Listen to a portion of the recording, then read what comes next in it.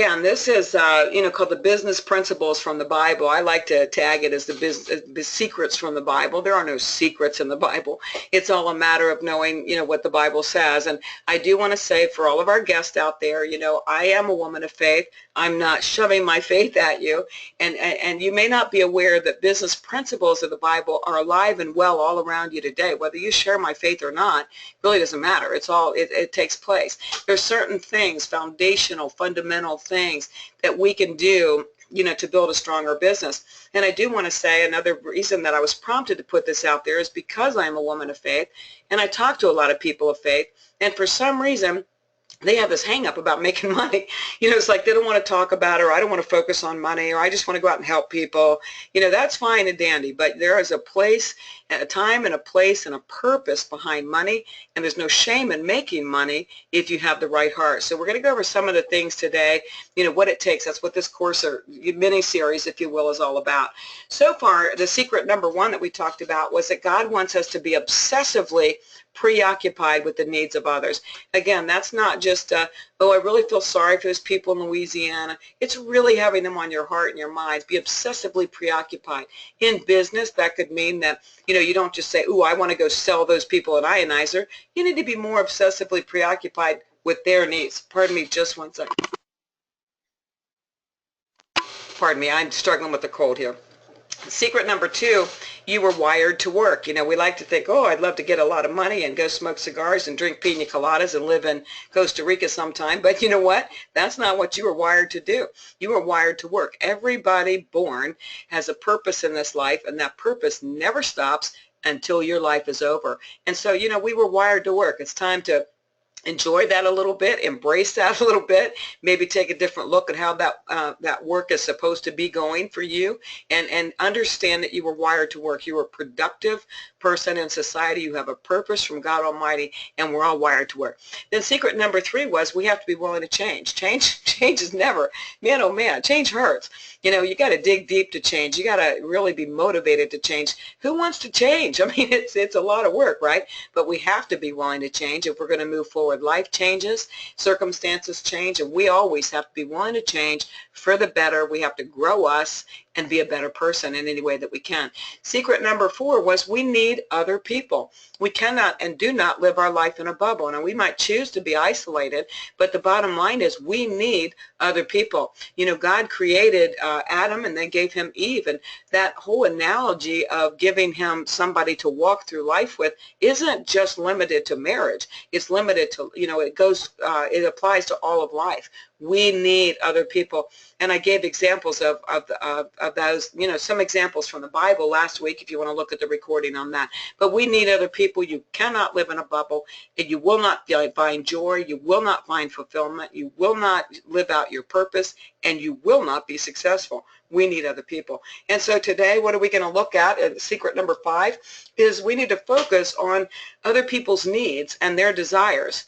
And when we do, if we are able to master that, focus on the needs and desires of others, we will never, ever be short of what we desire and what we need in life. That's just the way it works, folks. I know some people in my life, and I have over the years, they come and go, but there are people that just stay so focused on their world, they really don't look outside of themselves. And boy, the people that I can think of, they just don't have a happy existence at all because they've never, ever look outside of themselves. So God wants us to be obsessively preoccupied with others, and he wants us to focus on their needs and their desires, and when we do, that's when we see fulfillment and joy. Does God want us to be rich? Well, I don't know. I mean, there are a lot of scriptures that we can get out of the Bible that imply that he wants us to prosper. But there are other scriptures that say, why are you worried about anything? If I feed the birds in the air, I'll feed you. That doesn't imply wealth necessarily, just that he would provide for us. But who knows? What we do know is that God wants us to be obsessively preoccupied with the needs of others. And that when we put other people first, we are immensely blessed. So if that's the case, if we can get the business principles, or if we can live out our business life in a way that God sees business and we're in balance, why would we be surprised if God rewards us with wealth? I certainly wouldn't be, because that's the nature of the way he wants things to roll. But God designed us to make money. He didn't design us to take money. And a lot of us, well, that doesn't mean stealing money, but that means a lot of us just go about life, we're happy to get a little paycheck, we take that check home. We're really not making money. We're just taking money, trading our time for money, if you will. So there's a big difference there between making money and taking money. There's really only one way to make money. And that's finding out what other people want or need and then providing those things to as many people as possible. I have to stop for a second. People on my team have heard me tell the story, but I never get enough of it. I was in real estate for a long time. I'm very, very successful. Everything turned upside down, with the economy, and it was taking a long time to close things. I was so unhappy because I had never had to work with foreclosures and bankruptcies and things like that. I was miserable. Well, over the years, through my real estate, I had met a couple people that have become very precious friends of mine. One of them is worth millions and millions and millions, and one of them is worth, let me just put it this way, more than Trump, okay? I'm being serious when I say that. Well, when the economy shifted, both of these men are self-made men. They didn't come into a trust fund. They weren't given some money to go invest out of college. They both came from basically very humble means, and they both built their wealth on their own. They both built their wealth in real estate. And so I went to them at this time, and I asked each one individually. I said, man, what if you were just starting out? I might need to regroup here. What if you were just starting out and real estate wasn't, the possibility for you, or didn't look like the future? What would you do? And it was fascinating to me. I have never gotten over it.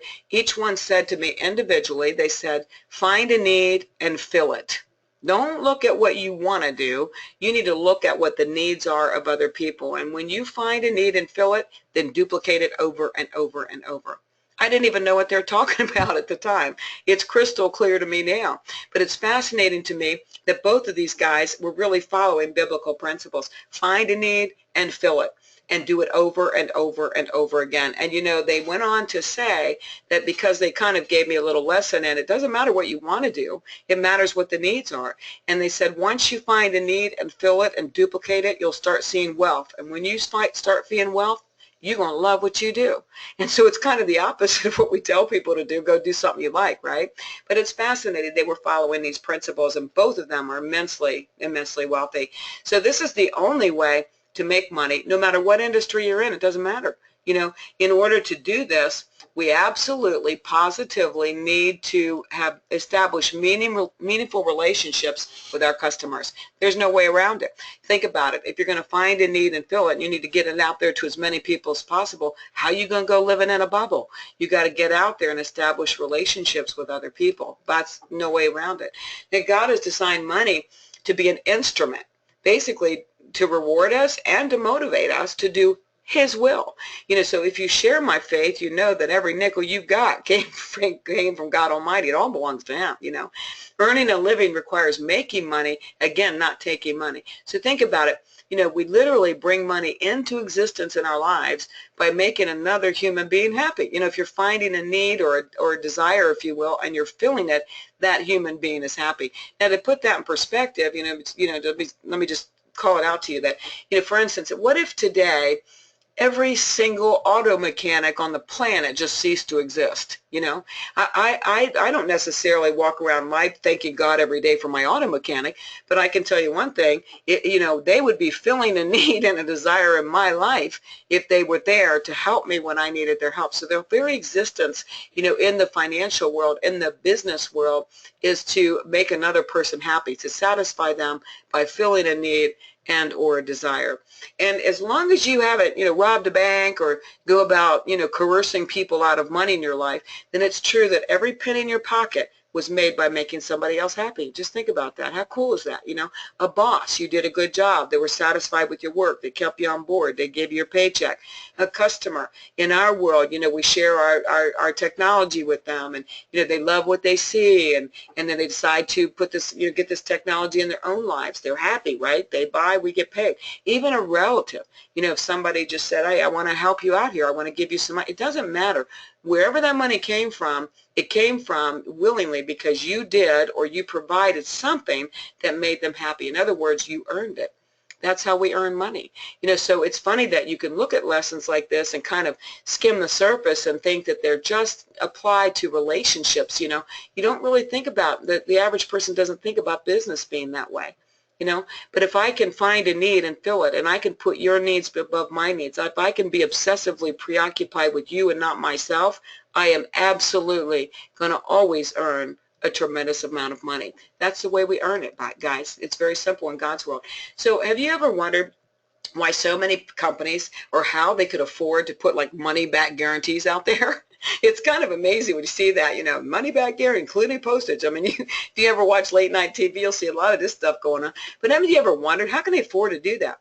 They can afford to do that because they know by far the number of people that actually want or need that item in their lives far exceed the number of people that will return it.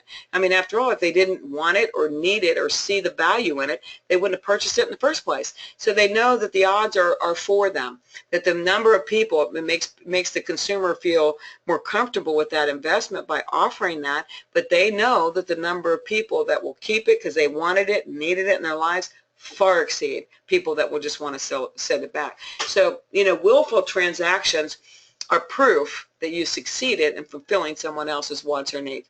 Again, it's not about breaking somebody's arm. I'll have people that I share water with, or people that I talk to about my business. I don't need to twist your arm. I know what I have. I hope what I have is something that you see the value into, because I know what you need. But, when it becomes a willful thing, when people decide that this is what they want and need in their life, and it's willful, that's proof that I have succeeded in fulfilling your wants or your needs. And that's a very fulfilling thing on my side, much less on their side. So when we keep that in balance, everything works together for good. It's when we start thinking about, well, I really want to, if I try this angle and I say these words and I can close them and I can make them buy. That's not putting their needs above your needs. We can't, listen, I don't make any apologies for making money, okay? I never have and I never will. But putting their needs above my needs doesn't mean that I'm not going to make money. It means I'm going to make more money, because I'm going to see more people that are satisfied, more people that are happy, more people that want to spread the good news of what I have. And so find that need and do a fulfilling transaction, and it will always come forward. Making money is not what we do when we think God's not watching, okay? In other words, we don't want to go out and coerce and do weird things, to manipulate things, when God's not watching. Making money is not the result of an occupation that we reluctantly take on just to pay the bills. That's not making money. That's taking money for a paycheck. Making money is not an unworthy or selfish activity. I'm so weary from people almost apologizing, especially in my world. Our world is a very compassionate world, my business world. But that doesn't mean that when we, actually get someone to embrace what we have, that we're being, selfish and greedy. It doesn't mean that at all. Making money is not something to apologize if you have all your values in balance. We should never be ashamed to be engaged in the making of money, ever. It all comes from God. The only shame is when we overlook the necessity for money in our lives. The only shame is when we take an avenue that's not honorable to get money in our lives. But we should never be ashamed to be engaged in the making of money. In fact, on the contrary, making money, when it's done in an honest manner and in an open and transparent marketplace, it's dignified and it's moral, and it's a consequence of carrying out God's will. But you always have to find that need, don't you? You don't find necessarily what satisfies you. For me, I went from that real estate industry, and thank God, I was introduced to what I have for my health. It's a long story that I don't want to go into now, but, I saw good results for my health with this technology. I was hard-headed, and, I almost kicked the guys out. They'll probably pipe in on the line in a minute. I almost kicked them out of my house for talking to me about the business, But it's, I'm very grateful for it, because if you look at finding a need, if our ability to create wealth in our lives comes down to finding a need and filling it. I can't think of a bigger need in the world than water, first of all, or more of a desire from anybody than to have good health. Or even on the financial side, I mean, every time you turn around, nobody has the money in their life they used to have. You can strut around all you want to. We all took a hit. Nobody's living the same lifestyle we used to live. And so how wonderful is it to have found something where really No matter where you're coming from in life, I got something you need, okay? And so what a great opportunity that is for all of our guests. It should give you, cause to rethink and to look at this business very seriously, because it is an opportunity to find a need, which is for everybody on the planet, and fill it. But, money is actually the consequence of working. It's not the goal. So even though we should, in business, we should have goals. I have goals. I'm not negating the need for goals. I have goals for my year. I've got goals for my month. I got goals for today. I got goals for 5 years from now. I've got to keep myself disciplined to continue to move forward. That's what those goals are about. But money is the consequence of working. It's my reward for working. The profit comes from when we connect with other people and we're serving them with our product or service. Yes, I know some people, I've heard people say, I love this business, I really want to do this business, but I don't want to leave my house. Well, I'm not sure how you can do that. If you can find a way to connect with other people virtually, if you can pick up the phone and dial for dollars or whatever it is you do, that's fine. But you cannot not be involved with other people and ever make a living doing anything.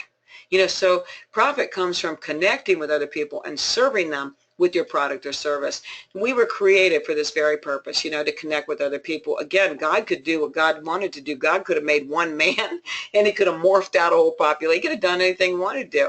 But we were created for the very purpose to connect with other people, not just from, spiritually. I know that I have a responsibility to be sure that I'm surrounded by, I'm in fellowship with people that are like-minded with my faith. But it doesn't stop there. When there's no connection, or there's a limited connection, how in the world can we fill people's needs and how can we produce income? If we don't connect with other people, it's never going to happen. So, you hear over and over and over again that we are in the people business, and nothing could be more true. Sometimes people set out, they see what we have, they see the profound nature of the technology that we have, and they just say, ooh, I'm going to go sell a bazillion of these. And they really don't look at the connection part of it all. All they're looking at is making a buck. I can sell a ton of these because it's amazing. It's never going to work. You see those people never fly. But you can take somebody with no experience at all that sees what we have, that just gets overwhelmed, with the possibilities of being able to go out and to share this with other people, and all of a sudden those people become connectors like you've never seen in your life, because they're excited about changing somebody else's life, not just counting the money. The money will come when we do the right things. So, how will we produce income ever if we're not willing to connect with other people, or if our connection or our world is very small in a bubble? It's not going to happen, guys. You've got to be real with yourself. It can't happen that way. So it's interesting. If I were to ask each one of you, and I do this occasionally with people, if I were to ask you, how do you serve humanity? Chances are you would respond with things like volunteering. Some people, unfortunately, would say, I don't guess I do anything to serve humanity. But, you would probably respond with a list of volunteer things. Maybe you work in a food pantry, or maybe take on rescue dogs or something like that. You would respond with something like that. But supplying other people with what they need, with goods or services, whatever that is that they need for pay or for profit, is no less an act of serving humanity than the volunteer work is. Think about it again. If you go back to that mechanic, or go back to a doctor or a nurse, there's a time and a place for doctors and nurses, What value are they to you when you really, really need them? You really have a need and a desire. You really need them. They are absolutely serving humanity. There's the fact that it's, for pay doesn't negate its importance. So chances are the work that we do for profit does even more total good for humanity than any time we spend volunteering. I remember a season ago in my life, I was just so frustrated. I was just so much, I wanted to serve the Lord. I was just at this place where, I'm so tired of having to make money, God. I just wish I could serve you. And he made it abundantly clear to me that my service for him is every day of my life. I take my faith into the workplace, I take those good things into the workplace. So I feel like with what I'm doing, I'm absolutely doing good for humanity. And what I do far exceeds anything I could do for a soup kitchen or for an animal shelter or any of those things, right? I'm serving humanity. In our world, it's such a blessing when we are able to work with people and we see them come to life. They have hope. They have hope that their health will be better. They have hope that their finances will be better. And they have hope spiritually often, when they interact with people of faith. But, it's no less total good for humanity just because we get pay or profit from it than it is if you do it for nothing. The reward for services rendered does not corrupt the service or the goods themselves. Just because we're rewarded doesn't negate them. It doesn't corrupt them. It's still a good thing. So money is what comes to us when we focus on serving others. Again, it should be a reminder throughout this whole series, however long this is, that we are to be obsessively preoccupied with the needs of others. And when we can get that first secret mastered, all this other stuff falls into place. We are to be obsessively preoccupied with the needs of others. So to think about, think of your occupation or your business as only making a living is a clear indicator that all you're interested in is what you get out of it and not what you give. Again, for those of you that are in my business, our mission statement, I will never say it without, really getting emotional about it, to be honest with you, because to have a mission as a company, that's selling millions and millions and millions of dollars of technology all over the globe, we have a founder that says, stop trying to sell water devices. That's not what we do. You know why? Because the mission statement is this: spreading true health globally with compassion. How can you never not, wrap your head around that or embrace that? There's nothing wrong with wanting to make money. Listen, responsible people do make money. Okay, that's what we're wired to do. It's not responsible. In fact, there are warnings in the Bible. Man that doesn't work doesn't eat. There's all kinds of scripture there that would validate the fact that we need to make money. There's no shame in making money. That's what we're supposed to do. There's no wrong in it. So we have to reposition our thinking. A lot of us who think, oh, I don't know, maybe I shouldn't be making all this money. I don't know what's wrong with you. But the same people might be inclined to be irresponsible and give money to other people in need when they can't even pay their own bills. God can't honor that. You've got to keep your own household in balance. So, but we need to make serving the process of making money our goal. The service is our goal. And then the process of making money comes along with it, but the service is our goal. Again, obsessively preoccupied with the needs of others. So if you consider your work to be a calling and a way to serve humanity, then you'll not only be able to make money, but you'll be able to serve. There's no doubt about it. I know that it's no mistake that I'm doing what I do. I know that it's rich for my faith doing what I do. I know that I'm able to talk about my faith until I make people crazy doing what I do. I absolutely am serving humanity doing what I'm doing, and I don't apologize for the paycheck. So that's the correct way to approach your work. We make money. We don't take money. So to make money, we have to look out for the needs of others. So work is your calling. If you align your work with your values and then align your values with your work, money's what happens as a result. It all comes full circle. This is the reward that we get, but our reward, again, doesn't negate the sanctity of our work. What we have is profound, guys, especially those of you in my business, it's profound. So in fact, the money we make actually substantiates the fact that we have done good for others. Every single time somebody says, yes, I want this technology in my life. Yes, I want to work on my health. Yes, I see hope that I can earn an income. Whatever that is, I know I have done good for others. And there's no shame in making money as part of the process. And when everything's balanced, the amount of money we make is going to be directly tied to how many people we connect with. We're in the people business. So the more people we connect with the right balance in our belief of what we're, our role in their lives, the more people you connect with, the more money you'll be making. So making money is living proof that you're serving others. To serve them, we have to get to know them. There's no way around getting to know them. We need to understand what their wants and their needs are. We have at least Pat Cassidy, I'm probably both of you are on the line, I would imagine, but they grew up with a dad that was a car salesman, and I love hearing the story about him because they say that he would sit down with people that came in to buy a car, and first they just chatted up. I think they said for like half an hour. He would get to know them. He'd get to know the names of the kids and all about their lives, and he never forgot those details. So when they came back in, or a birthday came up or whatever, he remembered that, he invested the time in these people and was immensely successful because of it. We need to understand wants and needs. We need to connect with them. We need to understand where they're coming from. We can't fill a need unless we know what the needs are. So, the way we find out the need is we don't make assumptions about the need. We find out the need by talking to them, getting to know them, loving on them a little bit, and you'll find out where those needs are. You know, we need to earn their favor and their trust. Nothing makes me crazier in my business than to see people put forth, you know, so little effort in the whole transaction, and they get ticked off because somebody didn't do what they wanted them to do. They didn't invest in it. They went off and bought some piece of junk, whatever. You got to earn that favor and trust. The way you earn it is to give of yourself, give of your time, give of your heart. Remember, we have that slogan that says, people don't care what you know until they know that you care. And that's what making money is all about. They need to know that you care. You need to put their needs above your own needs.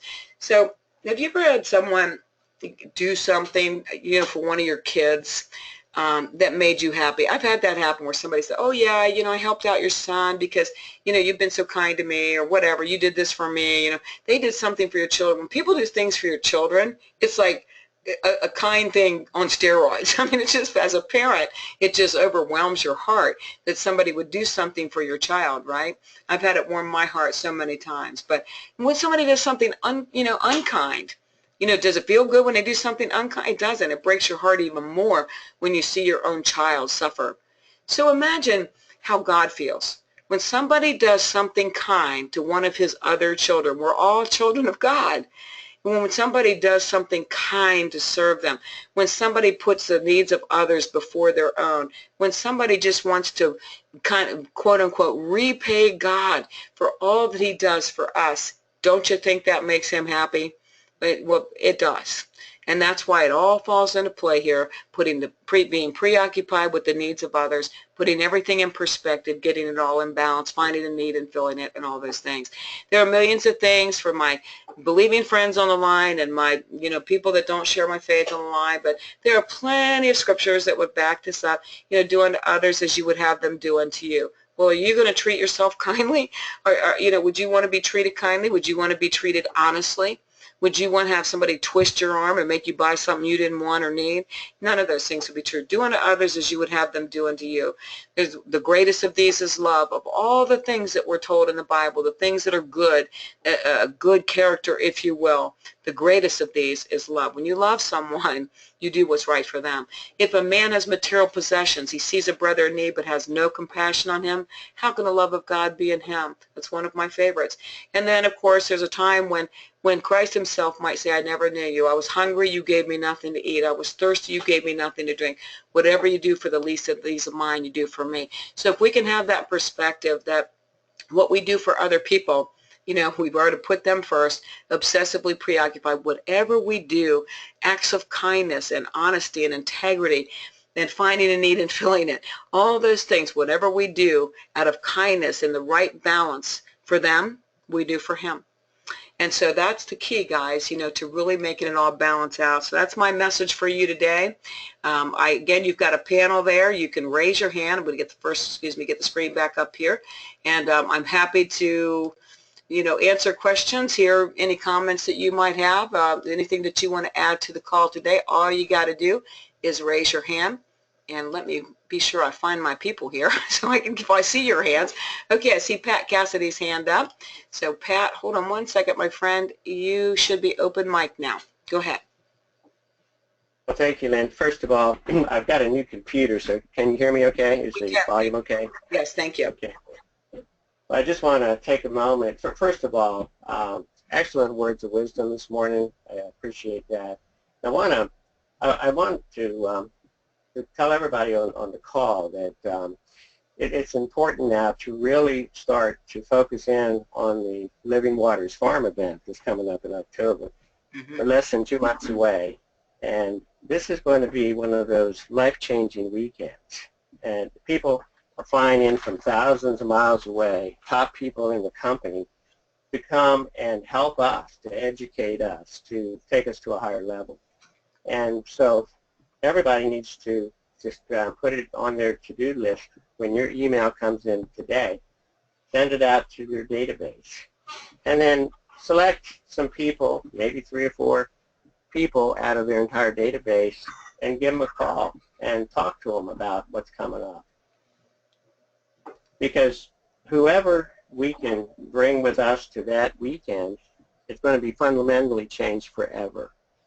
And this can be a ritual that happens every year, and it can get bigger and better every time we do it. So I see this as just a launching pad for some great things, but we all need to collectively get together, actually do it, and let's all do it today. So if you have a pen, just write it down. Let's do it today. Let's get the message out, and let's make that, help Lynn make that the best East Coast event that we've ever had. So back to you, Lynn. Well, Pat, thank you so much. And again, you know, sometimes I'm obviously a person with a voice, and I use it. And even on these calls, sometimes I feel bad because I don't want people to think it's my call. I did make a decision without talking about anybody for the scriptural, this biblical message, but it's not my call, and it's not my event. I mean, I'm out there. I'm with my life on the line. It better be good. And Terry too.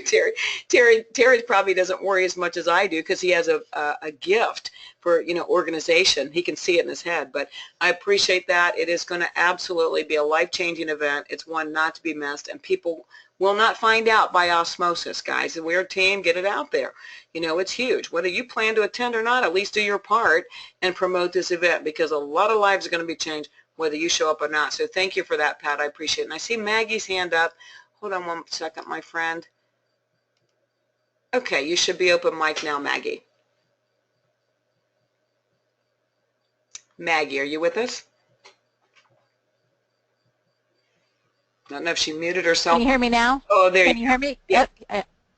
Yeah, I did. I muted myself before because Josh was making a lot of noise. Anyway, I just wanted to say that your message today was extremely refreshing. It's nice to know that I don't have to feel guilty for making money. Right. That it is a byproduct of being able to use my heart and serve other people. You know, I have quite a servant's heart, and it's very refreshing to know that I don't have to feel guilty about it. Right, exactly. Well, blending the two together, you know, doing something for somebody and then also getting paid for it. That's just, you know, it's always been something that sort of has held me back. right.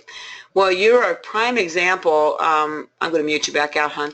You're a prime example of one of the reasons this whole message was inspired.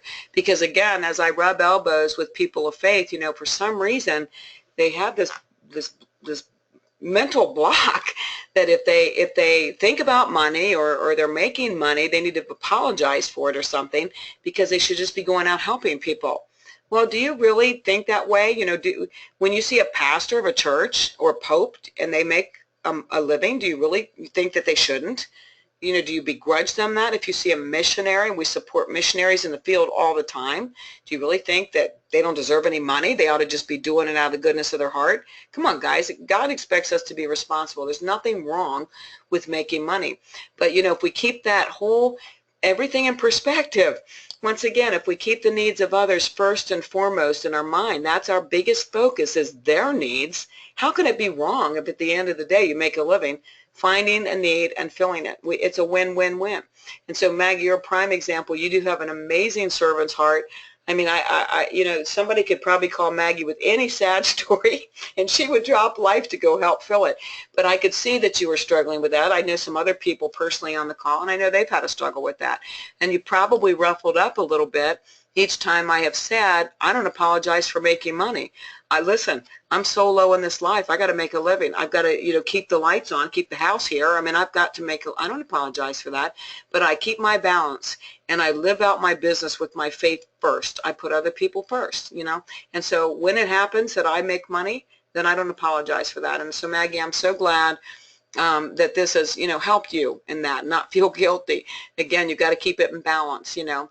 Anybody else have anything to add, any comments to make? Just raise your hand. I see Pam. Hold on one second, and I'll unmute you, Pam. Okay, Pam, you should be open mic now.